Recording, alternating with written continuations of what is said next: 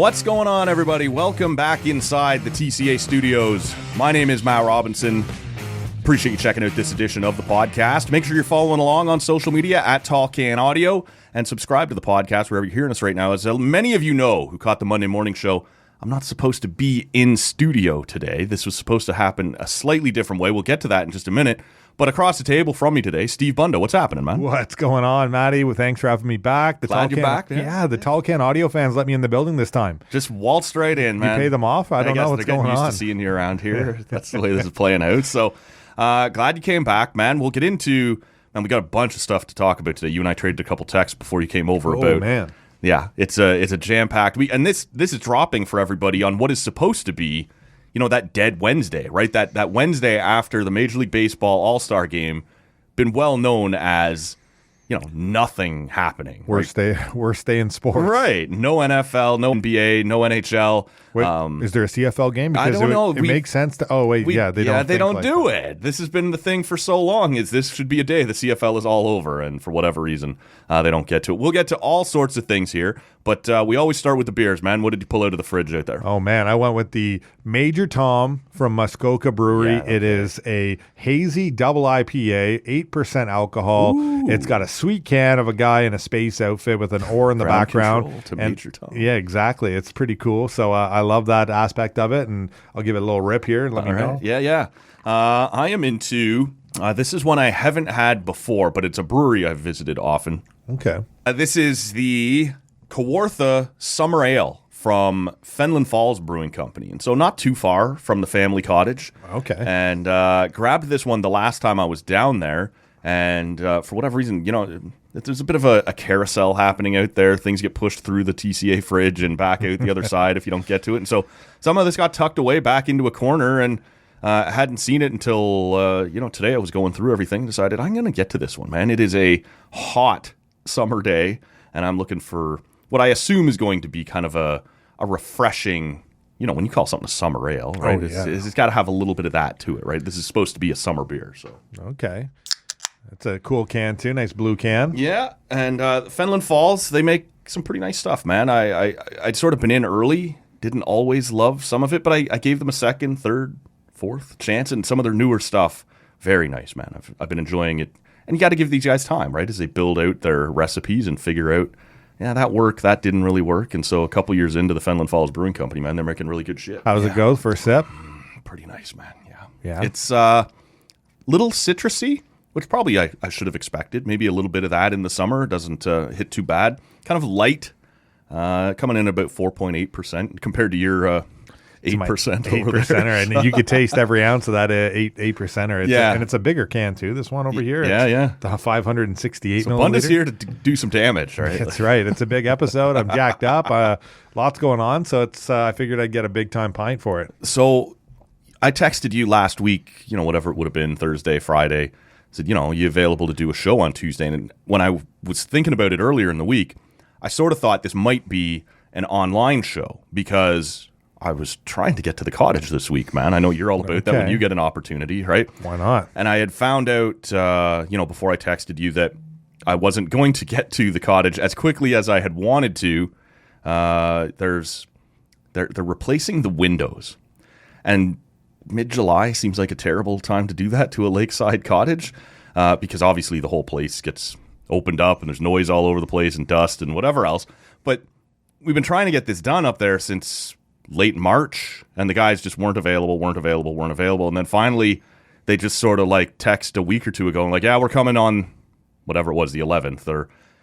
And so there's sort of this, I don't want you right now, but also I don't know if I turn you away when I'll ever hear from you again, right? It took you this long to get you to come this time. So there's sort of this catch-22. And so I had sort of thought, on the Monday I would leave for the cottage. That didn't pan out. Now it's maybe late Wednesday, early Thursday, we'll head to the cottage. We'll see what kind of progress they're making, right? If they're not anywhere near done, I don't know, you're just going to go down there and sit in the... I don't know, man. this is supposed to be a vacation week, but here we are still in the TCA studio. Yeah, you know what? Never a bad time in the TCA studio. Yeah. But you get down to the cottage, you get down to the cottage. That's it. Yeah, you get that vacation time, like you said. If it all works out, whenever you can get down there, you get down there. Give it a shot here. But if you do have the chance to, and you have the time kind of spent towards it, like you said, you have the week for your vacation. Yeah. I suggest doing it, big dog. Yeah. And just ignore the noise, right? You get down. Just ignore it. Leave the work up at the cottage. You head down, sit on the dock. Got a big cooler maybe right beside me there in an Adirondack chair. What do we call them? Muskoka chairs? Yeah, Muskoka chairs. It's good. Yeah. I suggest you do that. That's going to be the play, I think, man. So we'll see how all that shakes loose. Look, we're going to talk some fights because you and I love talking fights. But I'm keenly aware, and this is similar to what happened last week when Lever Sage was on the podcast, not everybody loves fights, right? And so we're going to push that until later in the show so that everybody who wants to hear some fight talk is going to get a chance to do that. And everybody who's only here for the sports talk, you can stick around for that much of it. And then if you have to, you can check out. I wouldn't check out if I was you. I'd stick around. But, you know, there are a lot of people who get excited when Bunda's coming in because they know that we're going to do the fight thing.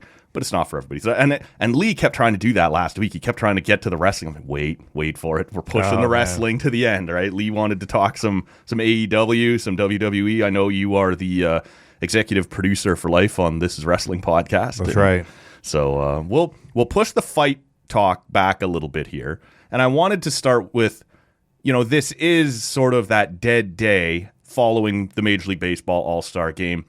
I'm curious how much you get into the MLB All-Star festivities, because if I'm being honest with you, as a teenager into my early 20s, I really liked it. And I still, to this day, think the MLB All-Star Game is done better than most All-Star games, right? Like the Pro Bowl was always garbage. The NHL All-Star Game now is more of a gimmicky 3-on-3 tournament. It's reasonably enjoyable, but there's nothing serious about it. The NBA's is a spectacle. It's kind of fun. But baseball feels closest to a real game. But I've still sort of found myself over the last several years losing interest a bit in the home run derby and the game. Yeah, I've never been super into all-star games in general, other than like when I was a kid kind of thing growing up, and then covering the one here in Ottawa was really special and a lot of fun. That was pretty cool. But I do enjoy, like you said, I kind of agree. Like NBA and Pro Bowl are two of the worst. Like the scores are like 200 and something to 200 and something, and you got offensive linemen running down the field in the Pro Bowl. It's terrible. The NHL has done a bit better of a job by mixing in the tournament style to make it a little bit more enjoyable and watching, like you said, the 3-on-3. So when it comes to baseball, I used to like when it would decide home field in the World Series because I thought it gave it that much more of an effort. Seriousness. Yeah, so when they removed that, it was like, okay, whatever. And I've lost a lot of touch with the home run derby because my man Chris Berman is no longer there. I need I was gonna say I need my duck over there just telling me back every 2 minutes. Love Chris Berman. He's one of my favorite broadcasters of all time. So I used to love when he would do it. I got more into it then, but it's been a couple of years. So a lot of it, they've done a lot to tighten that one up too, right? Yeah. To speed up the Derby. I didn't watch it this year, although I did see at the end, Vladdy was right there in the final. I just didn't get it on in time for to see the end of it, and so that's pretty cool, and hopefully that'll spark him a little bit in the second half. But again, they were trying to speed it up, right? Instead of you being able to take so many pitches, right? It was always about you had 10 outs to deal with and whatever. And now it's whatever it is, 3 minutes around or whatever. And I think that's a better approach. And I think part of it for me, and this ages me a little, Bunda, but it was special to see the American League play the National League because you just didn't see it all that often. And now you do, right? Our schedule keeps getting more and more intertwined. And I like that, but it does take something away from the All-Star game. It's a little less special to see these National League guys playing against the American League guys because I'm probably going to see it, I think, coming right out of the break. The Jays are playing the Diamondbacks, so we're going right back to interleague play, right? So it loses a little bit of that specialness in that way. For sure. And like I said, the other aspect I've never been like, I don't love a lot of it is like, there's only one starting pitcher, but the starting pitchers, there's 6 of them there, and they basically all pitch like an inning each. Exactly. So it's like your best arms are barely used. So like a lot of it is kind of like, like I said, I liked it better when it meant something more. See, I thought the World Series thing was too far. I'm with you that it should mean something, and I don't know what else you could use as an incentive, but there was too many times where like it was pretty clear in the World Series who the home team should have been, but it wasn't because some game back in early July where you were just trying to get everybody into the game determined the result. So I thought it was a little too far, but I liked the idea, right? That it was you were trying to make people care more about this and incentivize it a bit. Well, and I think that's where I'm on the same page for that exact reason. I didn't care if it it didn't bother me that it was a World Series game, right? But it was just good that there was something there. Yeah. I think in the NHL All-Star game, I think what is it, $1 million to the teams or players charity, whatever it is. Guys making $10 million a year. Yeah, split 9 ways. So it's okay, something is on the line, but it's also all right, can we not do something better than this? Can we not have each team donate some money to a charity in order to, there's so many more things that they could do, and I feel like it's just been the lack of marketing and wanting to do more.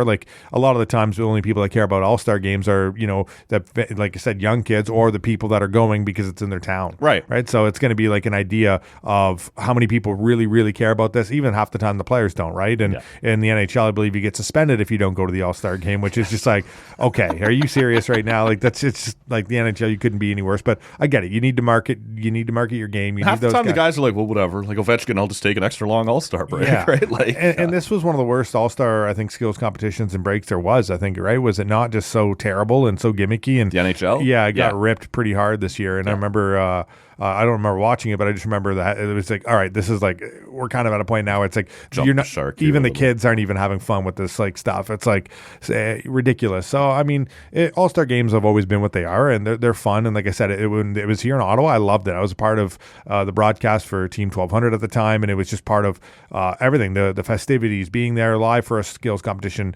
seeing the All-Star game in general, just the weekly festivities, people walking around. It was a lot of fun to be a part of, and it brings a different vibe and energy to the area. The local market for sure loves it. But I think we're in a spot now too where outdoor games are that spot now, yeah, right. That's right, and that's the fun special thing to do.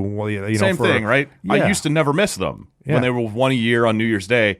And now there's 5 a year some years, right? They do the stadium series. That, there might be 8. Right. It's crazy. And you're just sort of all right, it's kind of cool. I'll probably flip it on to see what the setup looks like. Yeah. But beyond that, the novelty is worn unless you're there, right? Unless it's in your city, in which case it's a blast. And I'm not saying the NHL should stop doing them. I'm just saying that spectacle that you're going to tune in, make sure you watch it, is kind of gone. Yeah, right? and so that's where I think maybe they should kind of line their thinking with, hey, you know what? Instead of making this big spectacle and all that, why don't we just do a big outdoor game, have a kind of a skills competition, a one day, a Saturday, maybe Sunday kind of thing, the 2 days, or the weekend, All-Star weekend is what they kind of whatever. But half the time, the 95% of the league that's not there, not even that, the 99% of the league that's not there are already taking the week off, right? They're gone. They leave town after the game that they played probably the night before, the next day, and they don't come back until they're supposed to. It's one of those, oh man, I got to go to the All-Star game. So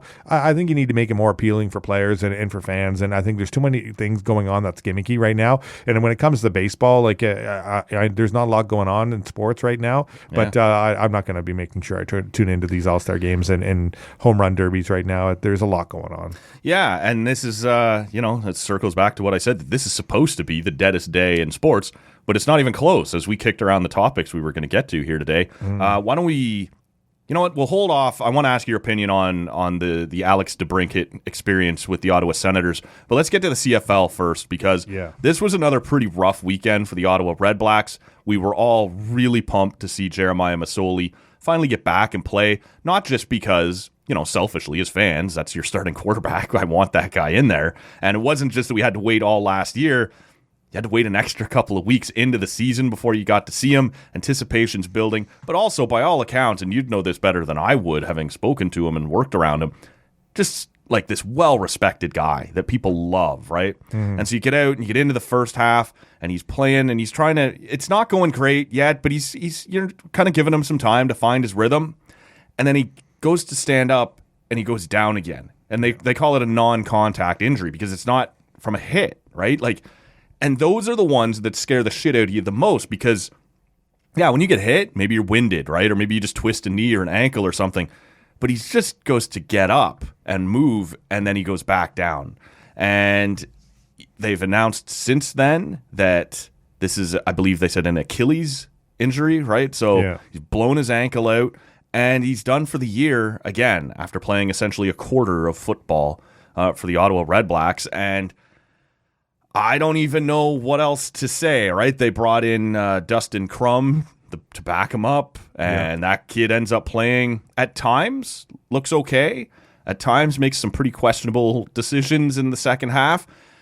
But maybe even before we get to what this means for the REDBLACKS and who's going to play, what do you think of what just happened to Jeremiah Masoli, man? And you know these guys. You're around this team. What's the vibe right now around the REDBLACKS? Yeah, well, one, it was tough to watch that happen to Jeremiah Masoli. Like you said, such a guy that's well respected around the league through the fan base in Hamilton, giving him a great kind of welcome back. Yeah, it was very tough to see him, like you said, a non-contact injury. You see him as he's just trying to scramble, just trip, and it's like, oh, what happened? But you realize when you look closer, he falls down, right? He just falls down completely, and you could tell it's his Achilles. He tries to get up, like you said. And you just think this is just not good. Is it the knee again? Is it not? Right. He's kind of holding his left leg when it's his right leg. That was before. Yeah, and you could see it kind of still padded and wrapped up a little bit. I don't want to say he wasn't healthy going into the game, but I know he's probably still dealing with it if it's wrapped up that much, right? Sure, it's I know protection in general, and I think it was like the second play of the game they gave a quarterback sneak or run where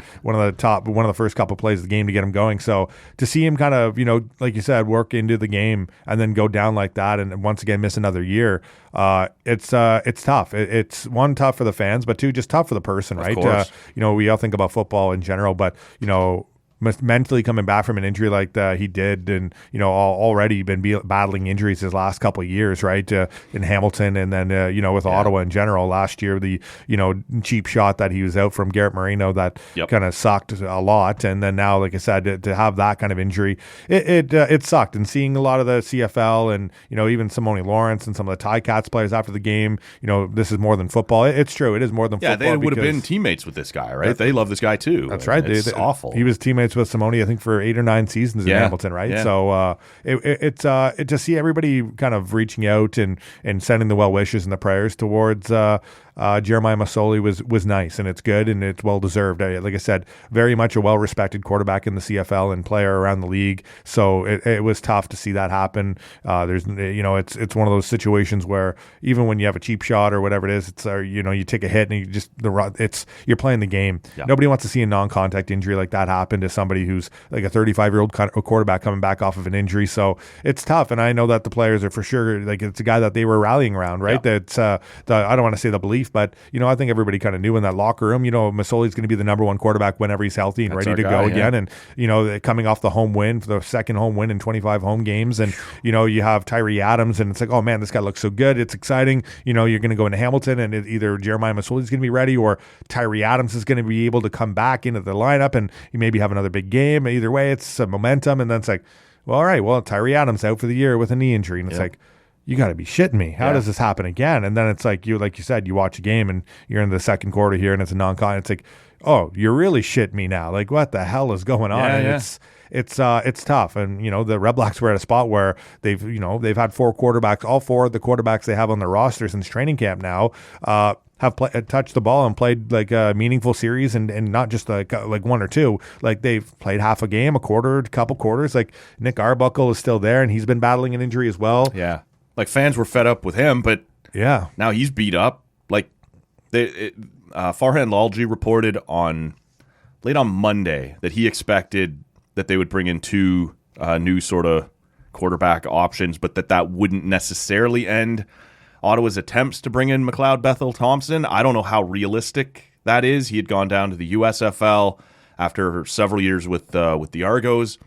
I don't know what happens now, man. Like they have to be scrambling over there at this point, trying to figure out, what do we do? They have announced that Dustin Crum is going to start again this week, but I can't imagine they're comfortable with that being their long-term option for the rest of the season, because, we talked about it before the season even started when you were in here, Matt. They need to get going. This isn't a situation that was bad coaching or bad management. They got guys getting hurt, and sometimes that's it's really hard. Like, the fan base is frustrated, but right now there's no villain, right? Right now there's no guy to point at and go, we're in this situation because this guy was wrong or because this guy made this mistake. You got 3 quarterbacks injured right now. What are you going to do? Yeah. And you know what the problem is with that, Matty, and, you know, I understand, too, both sides of this. It's unfortunate because, one, like you said, I'm around a lot of these guys. I know a lot of these guys, and I feel terrible half the time when, you know, I got to talk to them after, you know, I'm the home sideline reporter, so I only, you know, work home games. Yeah. Well, that I wasn't there for the game that they beat Edmonton here in Ottawa. So this was my first home win since like 2019, right. Matty. So, you know, hearing the boos and seeing the you know, the product that's been on the field the last couple of years, I understand fans' frustration, and they don't care about the injuries. They don't care. It's just like it's an eye roll. They want to win. Yeah, and I, you know, I understand. I don't. You know, I understand fans just want to win, right? They pay the money, they come, they enjoy these games, right? It's different. For me, I get paid to be around them, and it's different, and I respect both sides of it, and I look at the injuries, and it isn't fair. You look at, you know, it's almost since Henry Burris left. Yep. It's kind of like the Burris curse, right? Since he won the Grey Cup and he kind of sailed off into the sunset. Trevor Harris was around, but he kind of fought to, you know, he kept them competitive, but he was kind of a love-hate guy with the fan base, and there was a lot going on, and he ended up like he's going to Edmonton after that. But, you know, it was like, okay, and they've had so many different quarterbacks over the last couple of years where it's like, all right, like finally here comes Jeremiah Masoli, like an established veteran. It's like now he's had the 2 injuries that you, like you said, you know, the injuries are piling up. And even this year alone, like you go back, you know, Shaq Evans, right? The number 1 receiver, like throughout all of training camp, he was like destined to be the number 1 starting receiver out there, and he's going to make the squad and be out there. Well, what happens to him? He breaks a finger in the first preseason game catching a football. Yeah. It's a receiver's job to catch a football. Are you kidding me? Like, how does this happen? It's just like that kind of fluke injury. It started. Devontae Dedmon a couple weeks ago, right? He was battling injuries. He came back into the game, and you know what? He, you know, couldn't do it. Now he's out for the rest of the year too. Like they've been dealing with. That's a superstar. Right? That's when you're exciting. But even if you're not going to win, that's a guy fans show up to watch, and he's gone. Yeah, he's been the most exciting player this Red Blacks roster on this Red Blacks roster for the last few years, right? Like you know,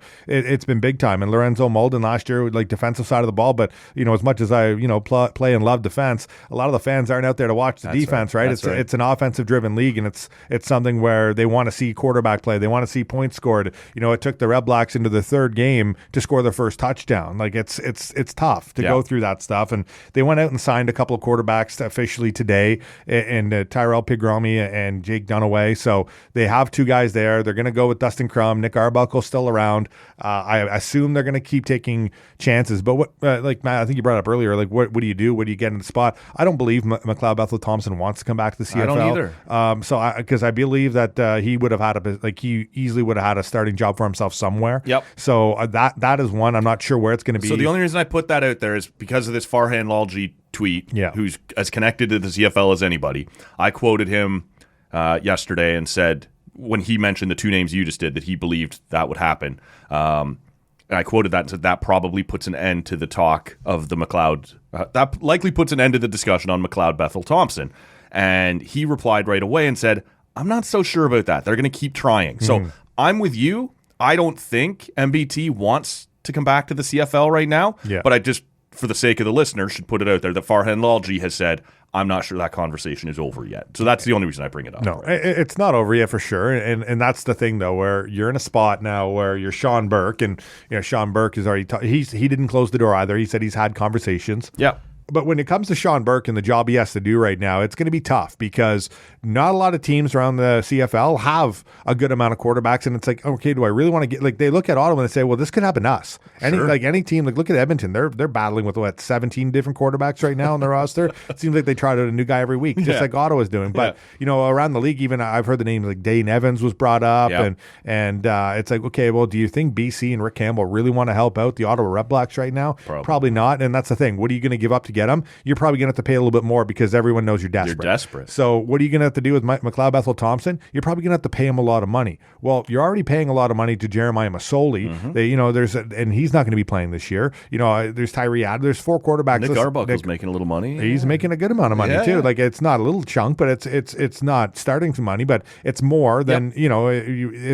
It's a lot, and it adds up. So that's where I think I'm not sure what they're going to do, and they're probably going to play it out week by week. Yeah. The problem is, and the CFL, like the Red Blacks weren't out of the CFL East race, and they were a 3-win team up into the second last week of the year. Like the CFL East could be a bit of a joke, right? It is what it is, and it's the CFL. Anything can happen, and they say you're not out of it until Labor Day at least, and even like since then, if you win a couple of your rivals divisional games, now it sucks that they lost already the first two. When they lost to Montreal, then they've lost to Hamilton. Now their win against Edmonton was big and fun, but it's also like, oh damn, we kind of wanted to win a game against one of their the Eastern Division teams. So yeah, everybody's beating Edmonton. I think you're in a spot now where there aren't a lot of options. It's kind of like overpaying to get somebody, or you're just trying to find a diamond in the rough here. Dustin Crum, like you said, at points looked good. Yeah, quite a scrambler, and he has that RPO college offense where he did a great job on his touchdown right before halftime, I believe it was, right, where he did a great job of the RPO run play action, put it on his running back's hip, and then pulled it back and read the defense. And if you see this defender coming breaking down and he's going to attack the running back, you run it outside. Boom, untouched to the end zone, and kind of a funny run stride to him. He's a lanky guy, but he made it look good, and it was like, all right, this guy can, maybe he's a gamer, maybe he's a baller. And I've talked to people on the Red Blacks that are really, really high on Dustin Crum, like really high, and I think that's a big thing. How high are we going to see him? Those interceptions over like right in the chest of the defender, and that's the thing. In the second half. This kid hasn't really played much football since college. Yeah. So that's the thing. Even warm ups, how many reps you get in practice, none of it really matters. He was thrown to the wolves in this game, right? Like he did an admirable job given the circumstances. Yeah. And now he's going to have a week with the first team, and you see what you can teach them quick, but man, they're in a bad spot. Like they are in a rough spot now, right? Yeah. It's you just can't take this much damage on the quarterback position and expect to be hanging around, right? Like you said, nobody's going to throw you a life raft in a trade. They're going to throw you an anchor, and you're going to have to overpay to get anybody of any.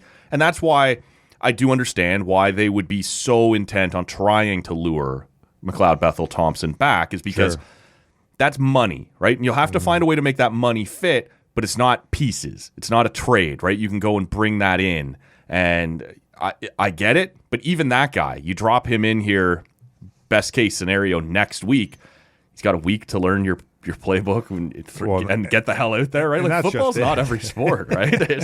No, and like that's just it. There's a lot there, and I'm not here to take shots at McLeod Bethel Thompson, but even when he was like a starting quarterback in the CFL, it's not like he was in number one. Oh, that's right. So there's a lot that like goes into it. This is not the miracle cure-all fix. No. Fans are asking for, oh my God, like we need a quarterback, and it's like, okay, well, there's not a lot of Patrick Mahomes being dropped in here. That's not, and that's the thing. It's you're going to get what you get, and it's going to take him a couple weeks to, one, like you said, learn the playbook, get around the team, learn some chemistry, and then deal with that from there. So as far as starting quarterbacks, I believe that it's going to be juggled between Nick Arbuckle and Dustin Crum. Yeah. I think Dustin Crum's going to get the benefit of the doubt here for the next little bit until like I said, sounds like there's a bit of an injury with Nick Arbuckle. Right. So I'm not really sure what to make of it, and it's tough. Like I said, the CFL is a league where you can go from worst to first in one season in the snap of a fingers. Yep. Well, the Red Blacks have been basically one of the worst teams in the East, if not the worst, for the last 6 years almost, it feels like, right? Since 2018, it feels like this team just almost, I exaggerate when I say 6 years, but you know what I mean? It's, 2018 is a long time ago. Sure is, and you go back to, 2017, 2016 when they won the Grey Cup, 2017 when the Grey Cup was here in Ottawa, but the competitive team that was, we're used to seeing, we haven't seen since 2018. And it's been unfortunate and it's been tough. And for fans, it's like, okay, how can we really be this bad for this long? So there's a lot of pressure on Sean Burke right now because it's unfortunate for him. Like he doesn't, you can never predict injuries, but his, I heard his interview earlier today on CFRA, and he was just talking about, this is a job that you have to be prepared for everything. And it's true, but it's also like, this is a shitty hand to be dealt right now. And I feel for him because there's not a lot of options out there. The only thing you could say, I guess, is you knew Jeremiah Masoli had an injury history. Sure. So you needed to have a plan B ready. And, it was Tyree Adams, that plan B. Now he's hurt. Was that enough? You can't predict that Tyree Adams injury. Maybe we should have predicted not another huge season-long injury to Jeremiah Masoli, but that would be the only criticism of Sean Burke here is this is your guy. He might be a little fragile right now. Make sure you're well-positioned behind him. But guys are just like you said, Arbuckle's hurt and Tyree Adams is hurt, and you're just at some point, how prepared can you possibly be? Well, I think they did a lot, and that's unfortunate. I know that probably when you look back at it, the Red Blacks kept 4 quarterbacks into week 1, which is unheard of. You don't see that very often, but they knew that that's how much they like Dustin Crum, and that's how much that they didn't want to let him go. They knew that Masoli was going to be injured for the first potential couple weeks of the year, so they kind of kept 3 guys. And Nick Arbuckle, he was your plan B. That's the thing. He was supposed to be your plan B. That's right. He wasn't brought in back to be a starter, but he was brought back here to have another chance to learn the offense and be your in case break glass in case of emergency. Basically, he was supposed to be here for the first couple of weeks for Masoli, and then whatever, see how things go. And I know Tyree Adams, who was here a bit last year, and Dustin Crum, who was here towards the end of the year last year, and we see a little bit from them, and it's like, okay, so like the Red Blacks and Sean Burke and Jeremy Snyder and their management and their coaching staff really liked what they saw from Dustin Crum, so they kept 4 quarterbacks on the roster. Well, little did they know that Nick Arbuckle wouldn't play very well, and then has been dealing with an injury, it looks like. So there's that. Then, like you said, Tyree Adams, okay, 3 of them injured. He's kind of like your 2B/C guy, and it's like, okay, well, now he's your 2B guy, and then now he's injured for the year. And now it's like, okay, Dustin Crum was a guy that we were pretty much going to keep. Like, I don't know, if Masoli was healthy, and so was Tyree Adams and Dustin Crum and all these, I wouldn't have been surprised if they gave Nick Arbuckle a chance to go look for a starter's job or a backup job somewhere else, because it just seemed like it wasn't going to work. You knew what that guy was, right? Yeah, exactly. The other 2 guys they were higher on as young guys. Exactly. Or maybe they would have done something else. It just seems like, it's unreasonable to usually carry around 4 quarterbacks is all I'm saying. So the fact that they did that showed how much, and I feel like that Sean Burke and the team kind of did everything they could in terms of plan A, B, and C, but then you get to the point where you just can't control injuries. And like I said, is for Sean Burke to say, you got to be prepared for everything. It's like you're never prepared for this, because there's not like you have a store you can go buy another quarterback and he's going to be able to bring you to the playoffs and do whatever. If you got 3 injured quarterbacks on your roster, you're tough. Probably boned, right? It is really tough. So I feel for him in the position they're in, but I do feel for the fan base, because it just feels like every time there's a little bit of excitement around this Red Blacks team and how much that home win did mean to them and the players, and being around the players and the fans on the field after that win, that was huge. It was a lot of fun. It was exciting, and I wish that they would have more experiences like that. And I'm going to be positive moving forward, and I'm not going to say that our buddy Dustin Crum isn't going to be able to have some success. I think he will. I know they're high. I do know that some people, even in the Red Blacks organization, have they're said high that on him. They're not high. No, and they are more high on him than Nathan Rourke. And that's the one thing, because they both played in the MAC, and like they, in the same division in college. Like there was a lot of eyes on Dustin Crum. Like he was a highly rated kind of quarterback coming out of that division as well. And I do know he's sniffing around. But so there is some hype around Dustin Crum, and I'm not saying he's going to be great next year. You look at what happened to Caleb Evans a couple years ago. Yes. Caleb Evans was a guy that just literally was a rookie starting quarterback out of his first year out of college with the Red Blacks in a completely different game, and how hard that is. But what he had was that natural athletic ability to kind of keep you in there for certain plays and that's what Dustin Crum brings, where it's going to take him a couple weeks to get the speed of the game down. Like you said, a couple of those interceptions weren't great, and a couple of those plays were, okay, what are you doing out here, kid? But a lot of them were like, okay, so this guy's got natural ability. It's kind of time to... Oh, yeah, you could see him making really good reads, right? You could see him making good decisions off of those. It was just every now and then you'd throw one up that you were like, oh, that's going to be a problem, right? Yeah. But most of the time, you liked what you saw from him, right? And what he was trying to do. You can only ask for so much, right? It's not like, even if you went in there and he threw 17 picks and it's like, all right, well, it's his like first Vernon game. Adams, the week before, throwing 6. Like, what are you doing? Yeah, and somehow still win the game. Honestly, I don't know. Man. But I think it's time for Khari Jones and the Red Blacks, Bob Dice. It's like, all right, let's time for Khari Jones to suit up. You know what? Don't make those jokes, because it is in that spot. But alter the playbook to try and help out Dustin Crum, more of a college playing style. Work a lot more of this. The one thing they did want to do is, and you saw it against Edmonton when Tyree Adams was here, but start to work on the run game. Tuggle runs a hard game, and he's a very good asset to have there. But try and find ways to get Dustin Crum more comfortable and happy and out there and enjoying and using his athletic ability more than having to make him work and think and put the ball in spots where unfortunate. So I'm not down completely on the year yet, because it is still very early in the season, and we could see a crazy trade, or we could see McLeod Thompson, like you said, where he gets brought in. I don't know what to believe on that yet. I don't see it happening, but you know what? Money does talk. So we'll see how Sean Burke handles that situation, but just a tough spot for the Red Blacks to be in. You want to talk about tough spots to be in, man. This is one of the differences between the history that I got and the history that you got. You are more of a radio guy, right? Like things come across the wire and you talk about it right then, and you're live and you can do that. On the podcast scene, usually what happens is you just finish recording. Often you just finish editing and something huge happens. And that was the case again this past Sunday. It also happened the Sunday before that. Rob was in here. We put together the show. And then when the show was ready to be posted, literally in the shoot, ready to drop, Tyler Bertuzzi, Max Domi. This past Sunday, I had finished doing the show with Rob. I had edited it again. It was posted. It was ready to go. And the Senators trade Alex DeBrincat to the Detroit Red Wings. And I'm sitting there because Friedman's first tweet or two was like, hearing it will be, to Detroit, but not for what, not whether he's going to re-sign it. And I'm just like, I have to sit here now. I have to do something because half of the show that Rob and I had just done was talking about, will he be traded? What situation are they? So the show is immediately stale before it's even launched. But I have no details yet to come back and re-record anything, right? And so I'm sitting there and I'm sitting there and I'm sitting there, and it eventually leaks out from the usual places, right? It's Friedman, it's Mendez, and they get you the picks and everything that's going on. So I come back in and I delete the entire conversation that we had, sliced about half hour out of the show that we had talked about Alex DeBrincat, and I was pretty annoyed. So I didn't give much of an opinion on the trade. I was just like, here's what it is. I think the Sens got fleeced. I still don't think the Sens did well in this trade, but we didn't break it down almost at all. So I wanted to touch on it with you here for a couple of minutes.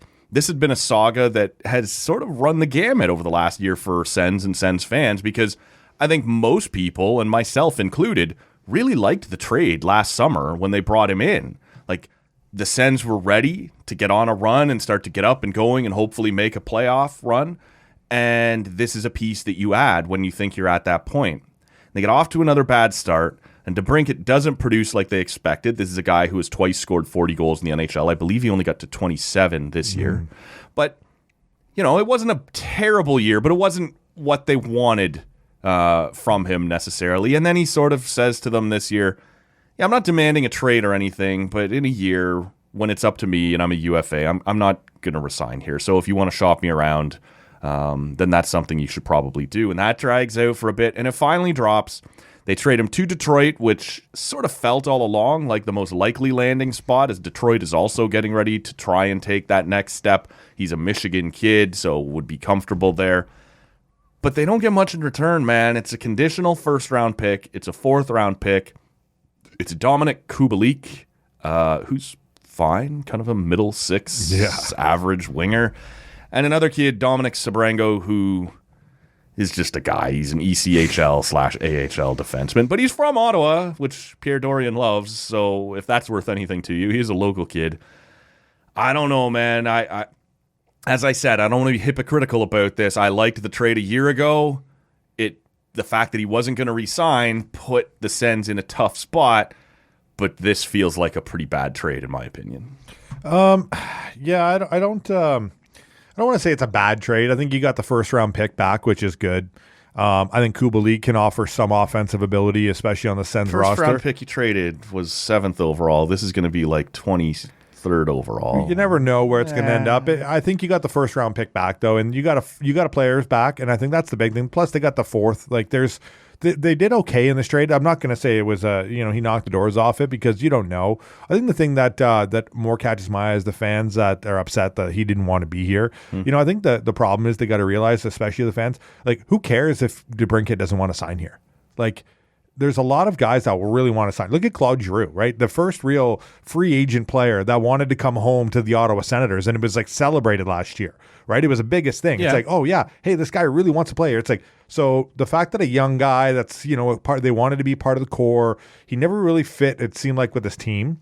No. And you've seen that written a few times too, right? Like, not on the ice, off the ice. He didn't seem to be part of the clique or part of a, no, I don't think he was disliked, but he's got a young family, he's whatever. And some of the guys are out Yeah. singing Mr. Brightside in karaoke bars around town, and he wasn't really part of that group. Well, and I think for him too, he was part of the Chicago Blackhawks, right? To which were a team. It was a team that, you know, obviously towards the end of his time there wasn't in as much of a playoff spot or push or having as much success, but he did get a taste of, you know, what it felt like to be part of a good team and a championship team. And I'm wondering if, you know, the down year in Ottawa just, you know, it didn't vibe well. He didn't want to really be in Ottawa in general, and that's the thing. You know what? You're not always going to have players that really want to be and are excited to be a part of your team, and that's just the way it is. You reference Claude Giroux, right? Like, Sens fans were pumped that Claude Giroux wanted to come home to Ottawa.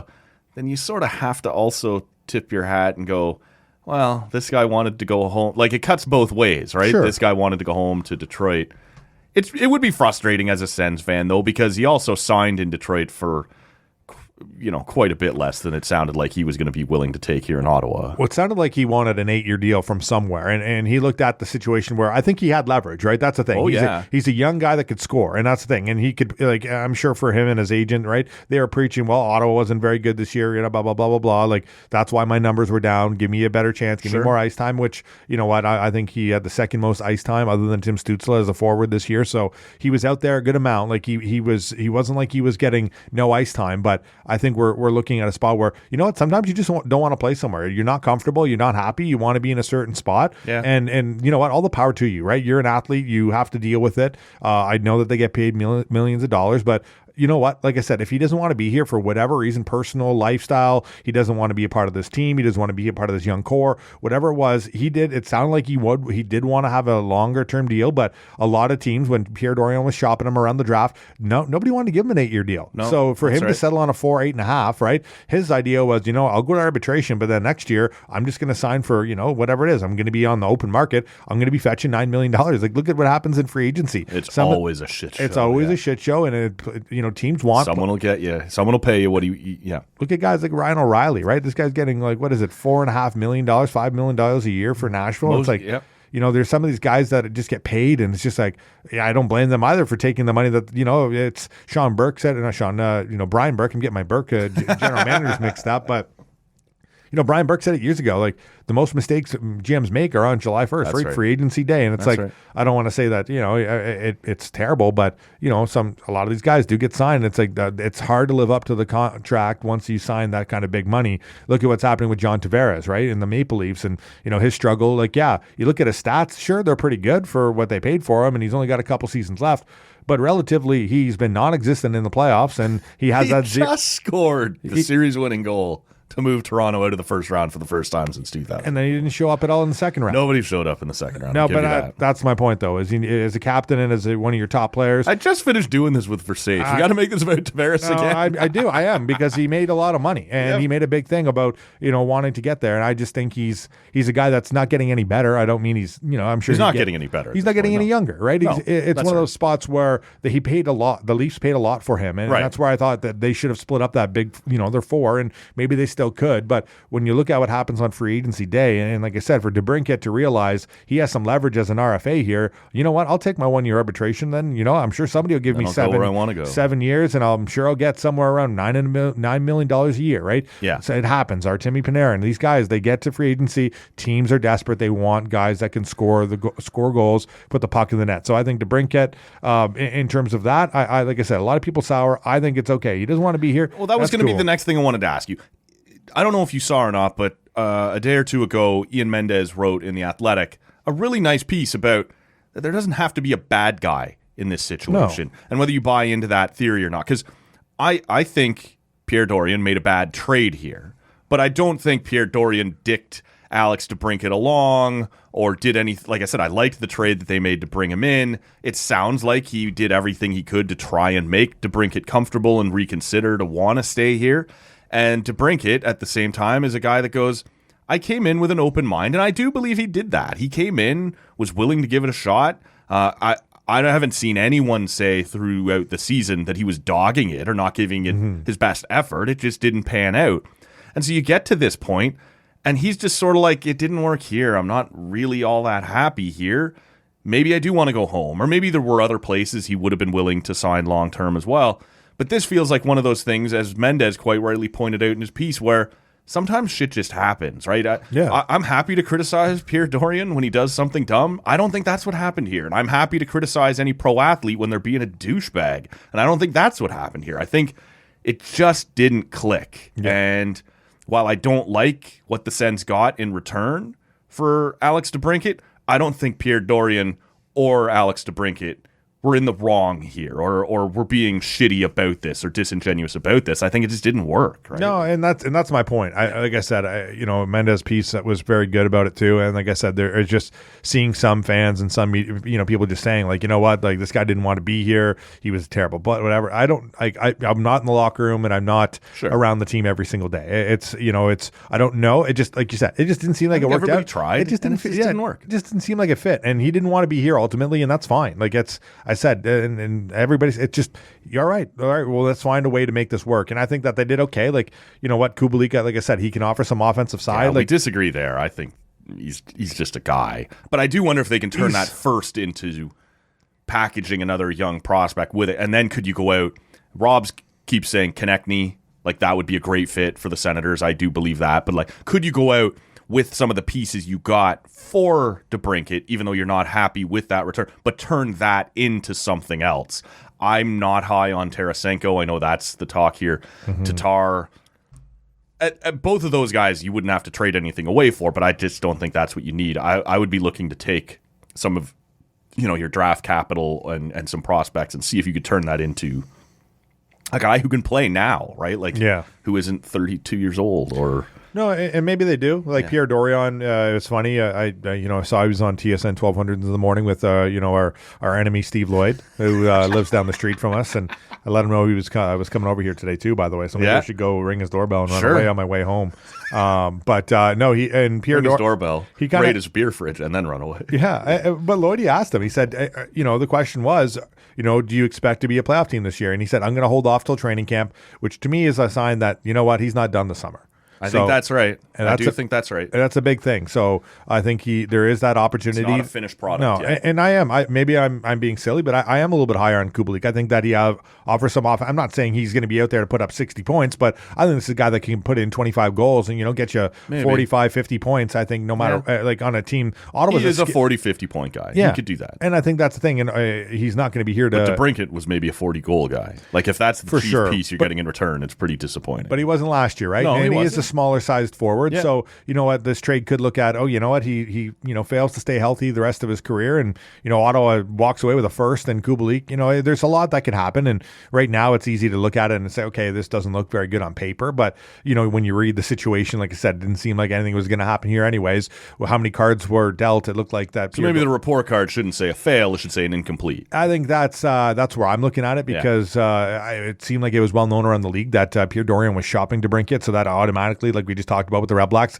when you have teams know you're trying to get rid of a guy, well, automatically your return is not going to be as great as you probably want it to be. No, you don't have any leverage. So when you get to that spot, I think that he's in a spot right now where Pierre Dorion he's trying to build a roster that can get over the hump, and there's a lot too with Michael Andlauer trying to come back in around September once this sale gets finalized. That's and, true. Yeah. There's going to be a lot that happens. He'll want to make an impact. I'm sure he will, and that's the thing. There's going to be a lot that happens in the next couple of months. So it wouldn't surprise me to see Pierre Dorion start packaging up some stuff and trying to bring in some maybe like another star forward or another top six or bottom six. I'm not sure what he's going to be looking for. Maybe he does both. Yeah. But last year we heard him say, the playoffs were enough. They brought in Giroux, they brought in DeBrincat. They went out and grabbed the goaltenders, slipping my mind. Cam Talbot. They went out and they did a lot to try and say, we're making the playoffs. And what happened? Well, they missed the playoffs after another terrible start to the year. So it's like, I don't want to put my foot in my mouth. I want to get around. I want to wait till my team and my roster's finished, right? Because you go back to a couple of years ago, and the late owner, Eugene Melnick, was, by 2021 to 2025, those are the years of unparalleled success. And that's where, and it's like, all right, well, we're 2023 and this team hasn't made the playoffs. So it's you don't see a lot of Pierre Dorion, like GMs, going 6 years, 7 years, right, without making the playoffs, constantly with the job, right? He's in uncharted uncharted territories Pierre Dorion is right now. DJ Smith, right? Like there's a lot that these guys have to prove this year. And there's already a lot of pressure from the fan base. There's already a lot of pressure between the guys in the room. Guys like Brady Tkachuk, watching Matthew Tkachuk go to the Stanley Cup final this year. And it's oozing out of him where he just wants to be there, right? There's the right pieces in place. I think that the team is slowly coming together. It's not as fast as everyone wants to, and you can blame the pandemic. I'll hear that out for maybe a year of it. So you can, subtract a year, and maybe this team is a year behind where they should be. But at the same time, for Pierre Dorion, he's the GM right now, and if he's going to make moves, he's got to make some big ones, because I don't know if this team is much better than they were, heading out of last year. You can expect Josh Norris back will help. Yeah, but he's starting to show that he's a guy that's dealt with injuries now, right? It's happened a bit, and I'm not here to shit on the kid, but I'm just saying there's a lot of expectations, and it's like, let's get them to let's get them to the ice in the season first. Then we'll put the expectations on them, because, you don't know how many guys you might add this year. You don't know how many guys, injuries, things that can happen. There's a lot that can happen leading up into the season. So, you look at, Jake Sanderson taking the next step, right? Sure. He's a guy that looked great last year. Chikrin for a whole year. Chikrin, right? A whole year of that. Thomas Chabot bounce back to what we expect of him. Exactly. So there's a lot there, like, where good-looking blue line if all those guys pan out. Absolutely, right? And, even Travis Hamonic, right? Like Zub, Hamonic's a guy that's your depth guy, and you know what? That's a guy that's like, I thought he was all right as your 5'6" kind of guy, and now he's going to be probably your 6'7". Yep, so that's right. I think that there's guys there, Jacob Bernard-Docker, Lassie Thompson, like you said, there's a lot of bodies that are NHL that probably are capable right now, but you want these guys that are right there. It's like, all right, we want to compete, we want to be ready. So there's a lot of pressure. Drake Batherson didn't have a great year last year. Right. You know what? He was okay, but he had a down year. Yeah, you expect him to bounce back. So you want to have those, but you don't want to have those expectations like, okay, our roster's fine because we're expecting Josh Norris to come back and have another 30-goal year. Drake Batherson will be better and be back to a point a game guy kind of thing. And then it's like, okay, but then nothing happens, or these injuries pile up, and it's like, all right, well, now we're left in the same spot we are the last couple of years. So it's all right. How can we make sure that if things do happen, we're still a team that's surrounded with talent and depth? And that's the thing. I think they need to still build some depth up, but there's a very good shell and core here, and I think that's the thing that Pierre Dorion's working with over the next couple of weeks to make sure that, one, that they replace a DeBrincat in general, but also, two, that they can just add some depth up front. Okay, so what we need to add is a second episode, because this happens a lot when you come in here, Bunda. You and I end up talking so much that it becomes a little too long, it gets spread out a bit too much. And so we're going to add a second edition. You're going to come back here. I kept pushing you back and saying we would talk fights later. And later is going to have to mean Friday morning. I know you're willing to come back and do another episode here, and so that's what's going to happen. We're going to talk some UFC. We're going to talk some boxing based on some big news that has dropped here this week. Biggest fight of the year. Okay, so that's a huge tease, and I'm glad you were willing to drop that and throw that in here, because that's what we're going to be talking about on Friday morning. Bunda's going to come back in. We'll talk some UFC. We'll talk some boxing. And so that should be great. Not the first time that Bunda has come in here and talked so much that we've had to spread it out over 2 episodes. So look for that with Steve Bunda on Friday morning. Also stick around, because on Monday morning, Michaela Schreider will be co-hosting the podcast. Schreider's, of course, one of our regulars, but hasn't been on in a little bit. She's been out to the Pacific Northwest and tried some beer. She's been over to Ireland, tried some beer. And there's been a bunch of news in the women's sports scene. We'll get into whatever is topical that day. On the men's sports scene, we'll have a ton with Michaela Schreider as well on Monday, after Steve Bunda checks back in again once more on Friday. Thank you so much for checking out this edition of the Tall Can Audio Podcast. For Steve Bunda, my name's Matt Robinson, and we'll see you Friday morning. That's it. I cannot work under these conditions. If anybody wants me, I'll be downstairs at McDougal's. Call the weekend guy. I don't care.